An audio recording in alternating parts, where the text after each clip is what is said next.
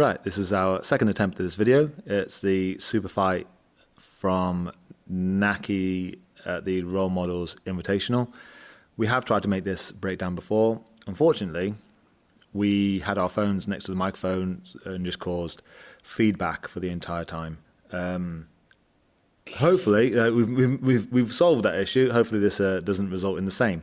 I'd be really surprised if it does. I'm sure we'll fuck it up in a different way. This is our second attempt, even at this video. So, yeah. Right, this is going to be a breakdown of Naqi's fight. Let's just press play on that now. Oh, want to wrestle? No wrestle. He bitched out.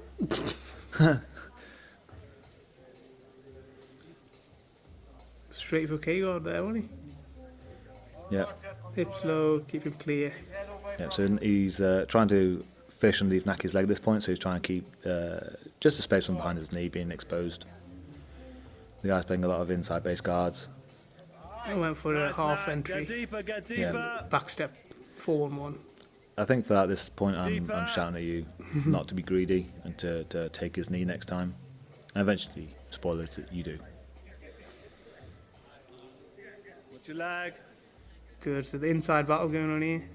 Yeah, you still got that inside hook on your leg, Yeah. so you're keeping your hips down so you can't go fishing underneath your thigh again. Anytime that you are, if you're in an outside base guard, like close guard, you obviously want to keep your head and shoulders away, but if you're in an inside base guard like butterfly, you just try to keep the back of your knees hidden so you're not exposed to leg locks. Hips low. Good, I know the camera angle wasn't so good before, but it's just, when we were paused, he was just hand fighting, just constantly trying to pin his hands. Yeah, one of the things we talked about before this was just hand fight. Just keep your hand fighting going. Just keep hand fighting. Again, take off the ankle a bit early so you have an issue latching onto above the knee.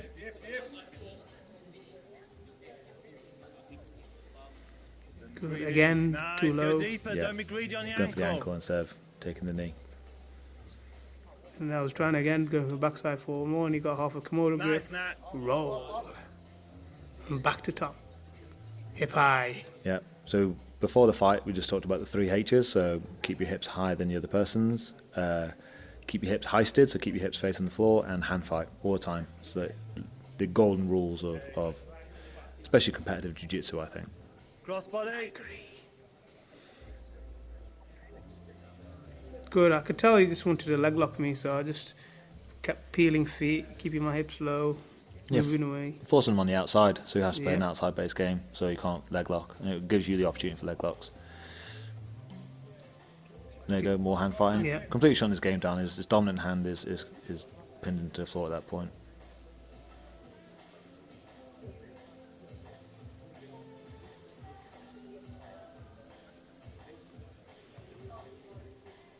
Hopefully that sign doesn't appear on the silver recording neck. Good, again, just hand fighting, tiring him out a bit. 2-on-1s, locking him up. Yeah, keeping position.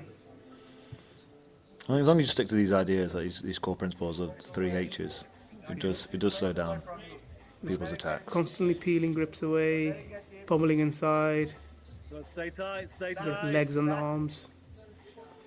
Nice. Again, Yeah. good inversion.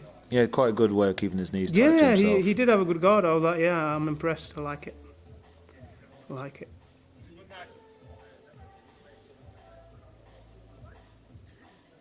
More hand fighting. Yeah, again, pinning hands. Keep pummeling in. Just putting him off his game, really. And that's all I was really coaching at this point, just shouting from the sidelines, just reminding you just to keep playing this game, keep disciplined with it.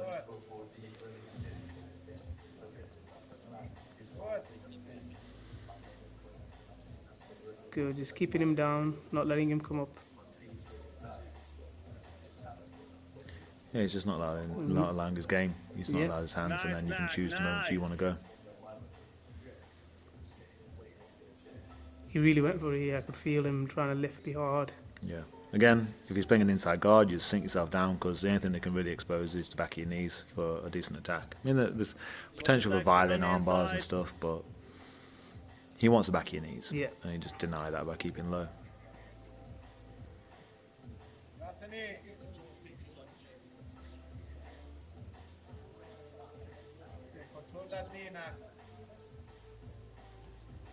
Good. I don't like people sitting up, so I have to put them on their back straight away.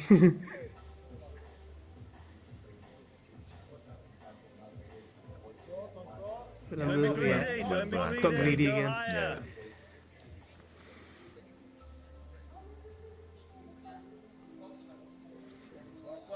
Good, and then hips high again. Boom. Nice. H's. I don't mind, half H's, throws and H's. stuff like. They just have to use their energy Nice, to Naq. take me, and I just roll back up. Again, kept your hips higher than his. Made him want to sit down again.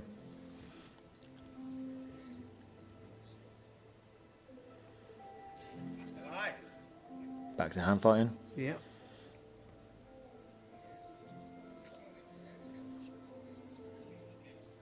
Again, keeping out the hand pin there, looking for my underhook. But I don't go for like half underhooks. I like them when they just go straight through. Like he liked to play the overhook. A Halfway few there, times he was Naq. getting good overhooks on me. I was like, no, can't give him that. Good, still hand fighting. I didn't realise I hand fight this much. There we go. Nice, You weren't greedy that nice, time. Took No. his knee. Well, I had to fake it Yeah. because I knew he was going to overcommit on the knee slide. Nice. Yeah, you're so high up his leg at this point. You went for his knee, which meant your legs are at his hip, and there's no way he's getting his leg out now. Yeah, like you can see how much distance I've got. He's brought his second leg in, so he's double troubled. Think of your And bite. Make sure you bite. Yeah, the camera angle's not great, is it? I've got like a Texas clover leaf at this point. what do you call it? Longton dandelion? Yeah, because I'm getting it softer now. Stokey dandelion. Yeah. Get on the bite. Stoked dandelion. Yeah, you're pretty much living in his groin at this point. Yeah, I've got both legs locked Straight for up. the side of the knee. Straight for the side. Complaining I can't hear you. Keep your bite tight.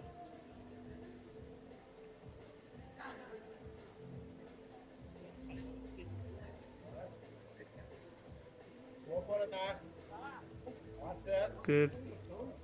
I was just hunting toe hold, and then my fingers accidentally slipped, and he's complaining of pulling his toes back or something. But went for it again once, and I thought, nah, forget this. Just lock up and go for it.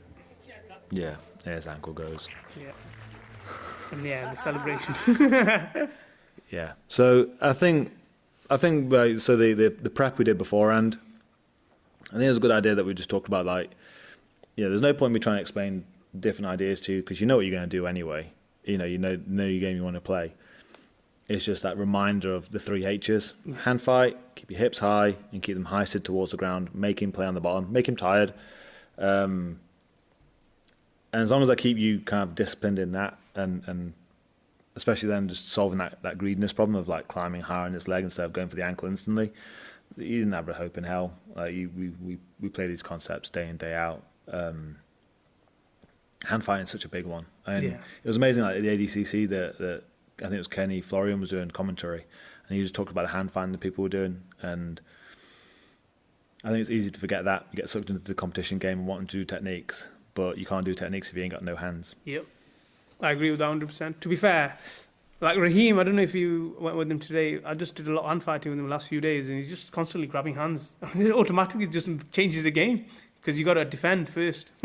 Yeah, exactly. It's wrestling. You have to break through someone's grip fight. You have to break through someone's pocket to then have an opportunity to actually get the grips you want. If you can't break through someone's hands, and it was one of the other guys tonight was talking about it. He was on about how how do you get past the hands? I was like, well, that's one of the things you have to work on. If you can't get past the hands, you don't get a takedown.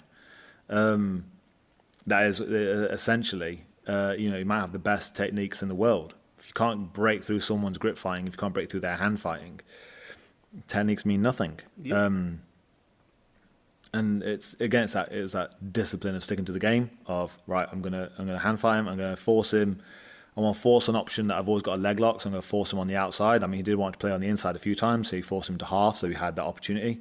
And then you just had to defend the one leg that he could possibly go for. And then he kept on leaving his leg exposed, which gave you so many options for then hunting on him. Yeah, I agree. And that was a good breakdown? Yeah, I think so. I mean, the camera angle isn't great, so... Yeah, they did.